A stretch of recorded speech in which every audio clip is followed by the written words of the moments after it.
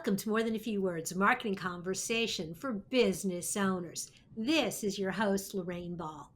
And as you're laying awake at night trying to figure out how you're going to grow your business, I want you to stop and think that maybe the answer is not working hard to build it, but it's buying it.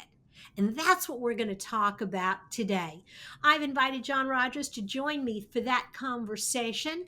And what you should know about Jon is that he's a Harvard Law graduate, former investment banker, and private equity hedge fund attorney. He spent the last 3 years running a digital marketing agency that was ranked by Google in the top 3% of all agencies in the world. Jon, welcome to the show. Thank you. I'm happy to be here. I'm happy to have you. And I'm really intrigued because I didn't follow this strategy and I did build. But why do you think my audience shouldn't build but buy? What's the appeal? Yeah, so I feel like over the past maybe 10 years, every 3 years, I get this insight into how wealthy people do things differently than the rest of us. If you look at the top 1% of wealth holders in the world, um, the way that they're aggregating wealth isn't through actual building of businesses, it's through acquisition of already existing businesses or through the process of merging already existing businesses into the business that they have. And so when I was a private equity and hedge fund attorney and I was advising these people, what I realized is that the philosophies or the principles that they were using are just as accessible if you are in the bottom 1% as they are in the top 1%. It's just no one teaches the bottom 1% that this is the way to actually aggregate, acquire, and grow wealth. Okay, so you've piqued my curiosity, and I've decided that I'm going to grow my business by aggregating or acquiring. Where do I start? Because again, I'm not in that top 1%. I don't I didn't grow up learning how to do this. So, where do I start?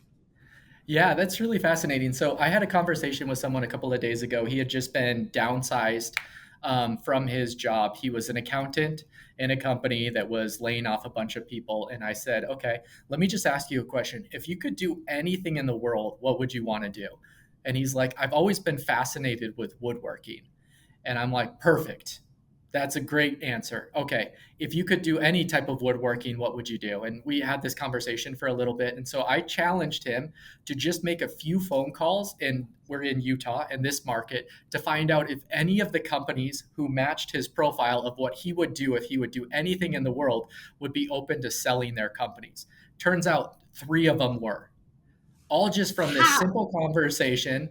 And here's the reason why we are in one of the most interesting times in the history of the United States. And that is because so many of our older generation, kind of the retiring age, the whatever you want to call them, whatever gen you want to call them, they were business builders. They were very entrepreneurial.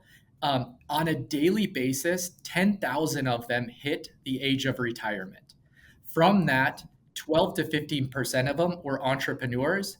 And from that, a very, very, very small percentage of them have anyone in their family who wants to take over that business. There is just a ridiculous opportunity to beat the curve of successful businesses by buying something that's already succeeded past the 10 years, that can already pay you a salary, that already has the clientele. And you can do this either to get into the industry, like I'm advising a lot of people to do, or grow through acquisition. To grow your current company, you can do this either through vertical or horizontal integration. It's really interesting because I actually am in that generation and sold my business 2 years ago. And I absolutely relate to what you're saying. My kids did not want the business. The employees that I had wanted to continue to work in the business. We had this great customer base, but did not have a buyer. But okay, so now I'm thinking I want to do this. Let's go back to your example. He found three companies that were possibly open to a conversation about selling. Yeah. How do you now narrow it down? How do you figure out what do you look for that tells you this is a good idea or a bad idea? Yeah, and this is what's crazy. So, from these kind of blue collar businesses, and this works regardless. We have companies right now that are looking to buy gyms. We have people that are looking to buy carpeting companies. We have people that are looking to buy digital marketing agencies. Regardless of industry or regardless of you want to be location dependent, you want to be location independent. The very first thing that you have to ask yourself is, what do you want to buy into? And so there are ways to buy into companies where there is absentee owners. And so what you're buying is a passive investment stream. Or if you're looking to work in the business, then you can buy into a job that already has the income to provide you a salary. And you can buy in as CEO. You can buy in the job where you want to be COO. There's so many different opportunities. Or if you already have a company and you're looking for acquisitions, then you're asking yourself, okay, what strategy am I using in order to acquire? Is there a company out there in my same industry that has customers that I want to have? Or is there companies out there in the industry that has an employee that I wish I had, or systems that I wished I had? And so you're asking yourself these questions, and that largely dictates what company would be of interest for you in acquisition. And so then once you find that, then the question is, okay, but what terms make it so that it's of interest to me? So one of the companies that I'm purchasing right now, they're doing $400,000 in revenue. They have about a 40% profit margin. The way that I'm purchasing it is with a 3-year note with $60,000 up front. What that means is the only money that I'm paying for a company doing $200,000 in net profit a year is $60,000 of my own money. And then the company will pay the note every time after this. And so basically, I'm paying $60,000 to make $200,000 for in perpetuity for as long as I own or hold that company. And so that's what I would go through. The first question is, okay, what strategy am I trying to employ? Do I want to work in it? Do I not want to work in it? If I already have a business, why am I trying to acquire? And then secondly, okay, what are the financials in terms of timing and amount that would make this worth it? Absolutely. And you hit on something there that I think a lot of people miss. They look at these businesses and think, I can't afford that. But in many instances, you can finance the business over a period of time. And if you've done the due diligence and the money is really there in the business, it will pay for itself. As Yeah. And your, oh, go ahead.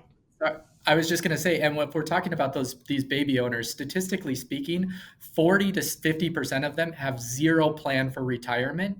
And so what they would have to do is just keep running their business in perpetuity. So as long as you structure it in a way that it makes sense for them, there are, I think, I mean, some of the people in the marketplace will say there's over 100 different ways to finance the business with zero money out of your own pocket. That's getting a little granular, and I don't know that I actually believe that.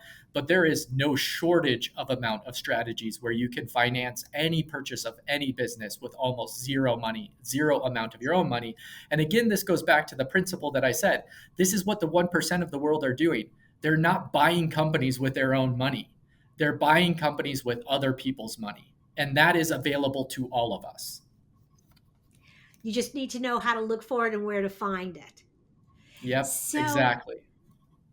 are there any red flags as I'm considering buying a business? I think I've got my financing, but I'm in that negotiation. Are there things that I should be looking out for that are like, whoa, this is going to be a bad idea?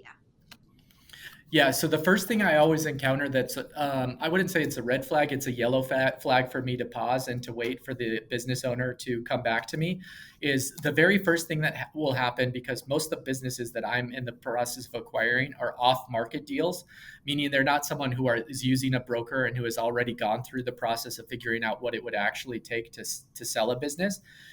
Most people have a very unrealistic idea of what their valuation for their company is. So if you're in the process of off market deals, I can always plan in my mind to budget 3 to 6 months between the time of the initial conversation and when they come back to me with a realistic valuation for their company. So that's like the first yellow flag. Then the next thing is, if I'm doing it in terms of of an acquisition strategy to bolt on to a current company, then my next big question is it a culture fit? Two great companies apart don't always make one even better company put together. There are cultures that will not jive. There are people that will not work together. There are systems that are unintegratable. And so that's the second piece. And then the third piece is I just want to be doing my own financial and legal due diligence so I'm not buying a liability. Am I buying a lawsuit? Am I buying a lot of debt? Am I buying something that's going to cost me more money trying to keep it up and trying to run it down the road? And there is just a checklist of things that you can go through to make sure that you are not buying yourself a liability, but you're actually buying yourself something that is cash flowing, that is an asset, that is going to produce value for you on the purchase, not later. So Terrific. Well, Jon, this is fabulous. Thank you so much for dropping by. my pleasure. Thank you. We're going to I'm going to encourage any of you that are listening that are thinking about growing your business and really want to learn more about this strategy. There'll be a link to Jon's website, mavenu.com. That is mavenyou.com. Check it out and learn more about him. And if you'd like to find other resources for your business, be sure to check out our toolbox. Schedule a one on one conversation to talk about your business and look for More Than a Few Words wherever you listen to podcasts. This has been another episode of More Than a Few Words. Thanks for listening.